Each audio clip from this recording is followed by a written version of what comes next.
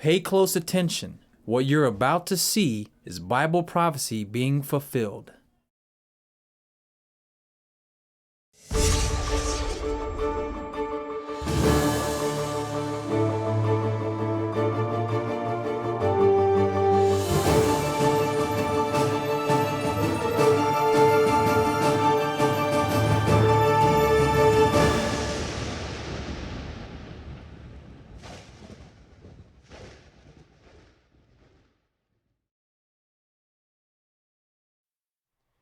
Welcome to another edition of YPN News, bringing you news as it relates to Bible prophecy and foretold by Yishua Hawkins. Well, with this Texas heat and this heat dome right now, many people are suffering. We're going to talk a little bit about the overwhelmed electrical grid, a little bit more, which we mentioned in previous news broadcasts about artificial sugar, but now many are acknowledging the artificial sugar in diet sodas actually can cause cancer, and also the request or desire for nukes to be placed in Poland. Well, that's just a few of the things we're covering on this broadcast. But first, during these hot summer months, people are turning down their thermostats to stay cool.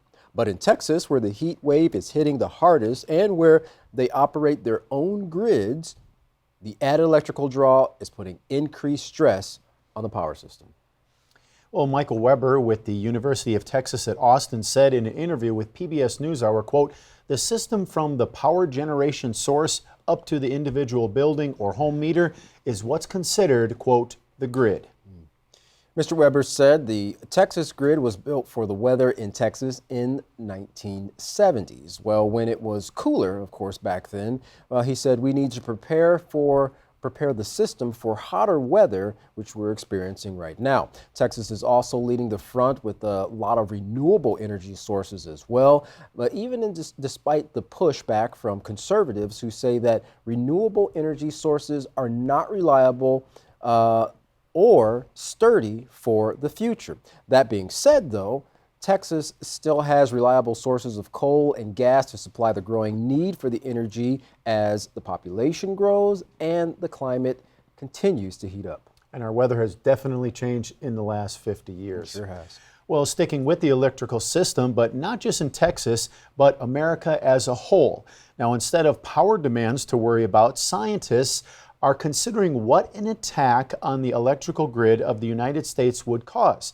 An attack caused by an EMP or an electric magnetic pulse could quickly render virtually all of the U.S. helpless in a matter of seconds. Now take a look at this interview with CBN News and William Fortune, PhD, historian, author, and EMP expert on what he says is an imminent threat. The heat is on. As summer temperatures rise in parts of the U.S., people in South Texas are enduring record high temperatures over 100 degrees Fahrenheit. Power grid stresses may cause Texans and other Americans to experience rolling brownouts. But what would happen if the country experienced more than just temporary interruptions in the electrical power supply?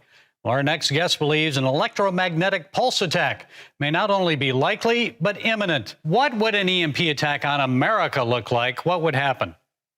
Okay, EMP, shorthand for electromagnetic pulse. It's created by launching ICBM launch. North Korea would be a likely candidate. Loft a missile 200 miles above the United States, detonate the nuclear warhead, sets up a cascading electromagnetic effect known as the Compton effect. Hits the Earth's surface, feeds into our electrical wiring. It starts shorting out the entire power grid. If they launch 3 missiles, eastern, central, western United States, it would shut our grid down permanently. If they launch 3 missiles, eastern, central, western United States, it would shut our grid down permanently.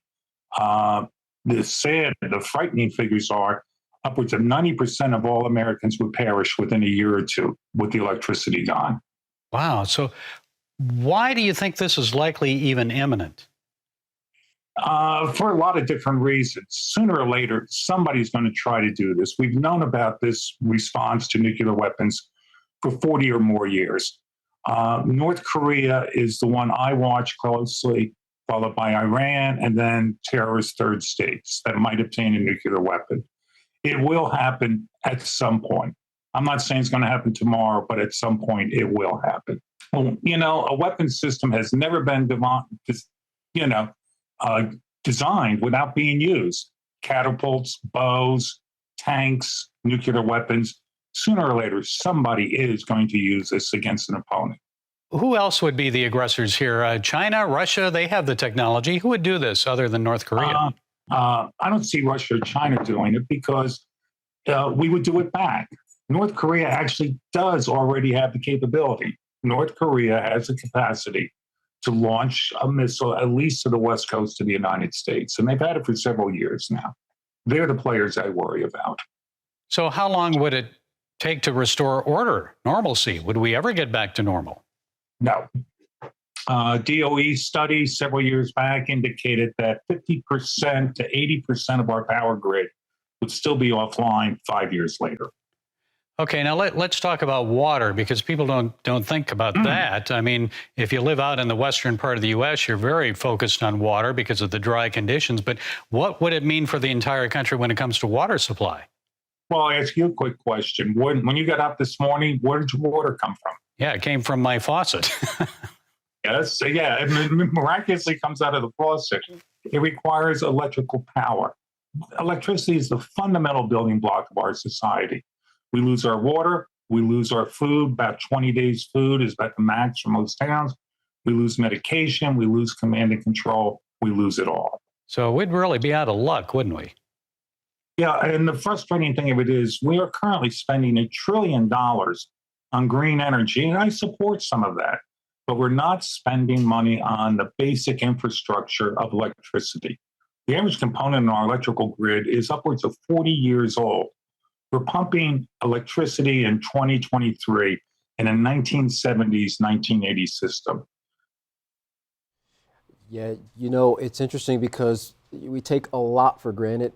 And like he mentioned in his interview, you can't just turn on the tap and magically get water. That water has to be pumped with motors that are supplied with electricity. And then everything else that electricity relies on, people are going to be in for a big shocker when the power goes out. Right, and as he mentioned there, it would take years to reestablish that the way it was, and he's saying it's almost impossible to get it back. Yeah, because those infrastructures were done many, many years ago, and they stretch all across the United States, so it's not a quick fix.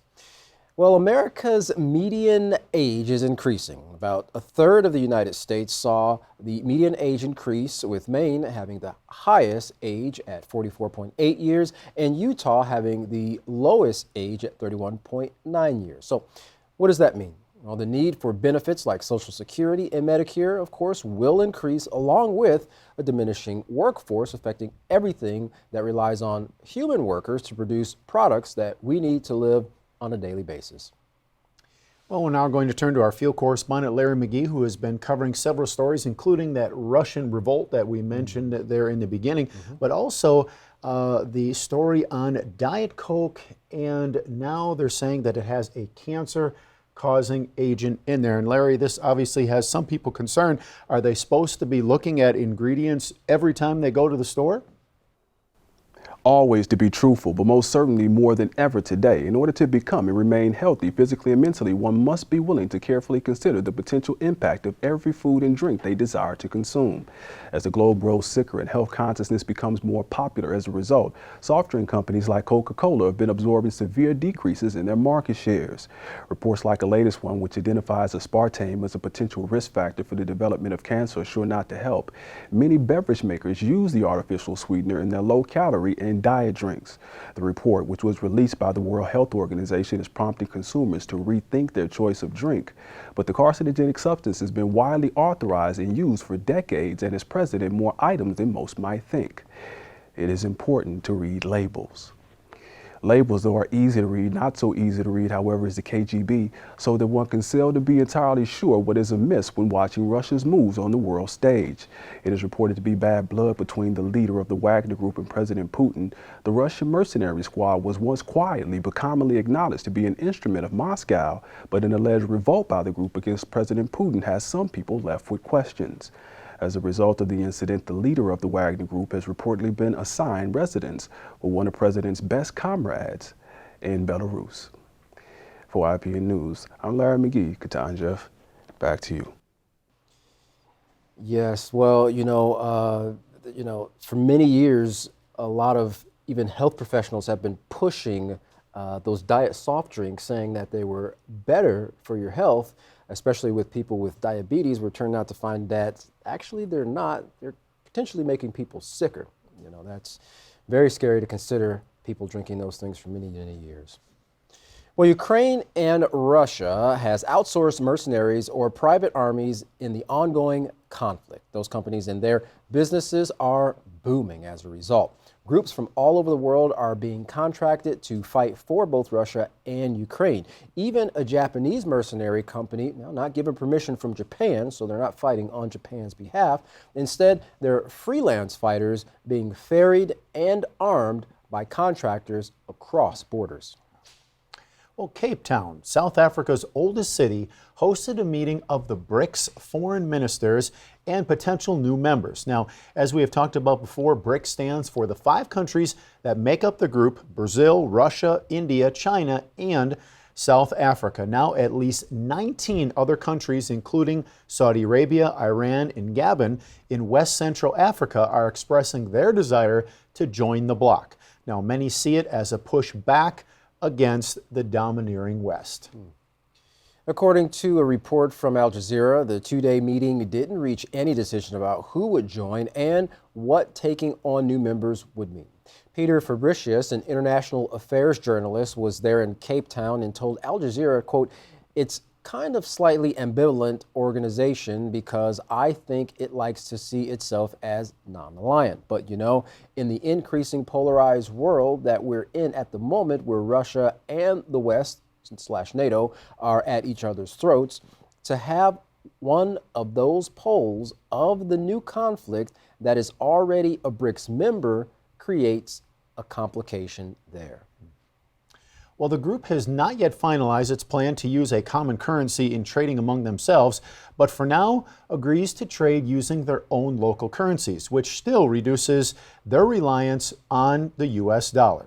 Well, the South African Minister of International Relations, Naledi Pandor, spoke to journalists about the BRICS meeting. She said, quote, "We also looked at an important subject, which is what are the links that there should be between BRICS and the G20 in an increasingly, in our view, multipolar world. We have a sense that we're moving away from a unipolar and there's increasingly interest in a multipolarity. So how do we draw together these formations that have a number of shared ideals and goals?" Well, the global economy is still in a state of distress as countries struggle to recover from the coronavirus pandemic that shut down, of course, so many cities. BRICS says it will continue to lend a helping hand to nations in need with its new development bank. The bank has ongoing programs that are focused on the goal of ending poverty. Talk of expanding BRICS brings with it new concerns that some current countries like Brazil and South Africa's influence feel that their influence will be reduced and that the bloc will suffer from a lack of clear identity and unified policy. So 5 countries starting BRICS, now as many as 19 wanting to join on.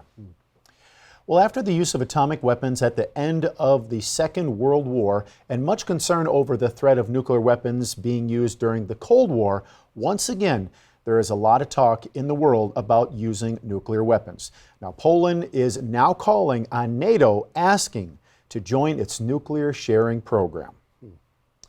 Poland's prime minister addressed the situation saying, quote, "In connection with Russia's intentions to place tactical nuclear weapons in Belarus, we are increasing appeals to the whole of NATO to take part in the nuclear sharing program." Of course, above all, this is a decision for the Americans, but we do not want to sit back while Vladimir Putin escalates all kinds of threats. The final decision will, of course, depend on our American and NATO partners. We declare our desire for quick action in this regard, end quote.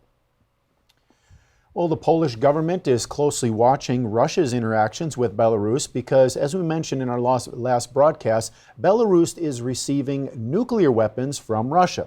Now, the second reason is that the leader of the Wagner group was exiled to Belarus after aborting his mission to Moscow.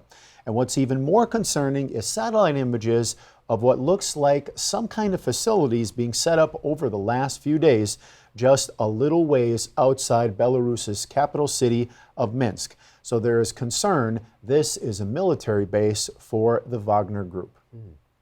With increasing threats to Poland's borders being neighbors to Belarus, their desire to have nuclear weapons at their fingertips is just adding to Europe's nuclear tensions. And nuclear tensions there for sure, with one country now getting nuclear weapons, Belarus, they're receiving them from Russia, but now Poland asking if they can have nuclear weapons through the NATO's nuclear weapons sharing program. So you see, it's just a tit for tat. Hey, if this country has them, we might as well set them up in our country. I guess thinking that now we'll have a great deterrent because we have nuclear weapons as well. It's almost like the countries, the international leaders are playing a global chess game, with the checkmate being a nuclear bomb. But instead of one side winning, both sides lose. Well, if you'd like to find more about these stories, contact the House of Yahweh. When you do, don't forget to request your free copy of the monthly newsletter and Prophetic Word magazine. Here's how. To contact the House of Yahweh, you can write them at the House of Yahweh, P.O. Box 2498, Abilene, Texas 79604. You can call them at 1-800-613-9494. Visit them by going to any of their websites at yahweh.com, yisraelhawkins.com, yahwehsbranch.com. You can visit our website by going to ypnnews.com. You can email the House of Yahweh at info@yahweh.com. And for all calls outside of the United States, please dial the number on your screen.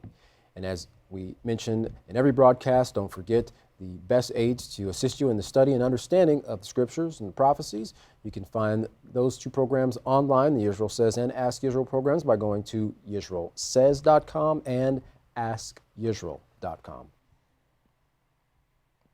Well, don't go anywhere. Up next is another classic message from Yisrael Hawkins.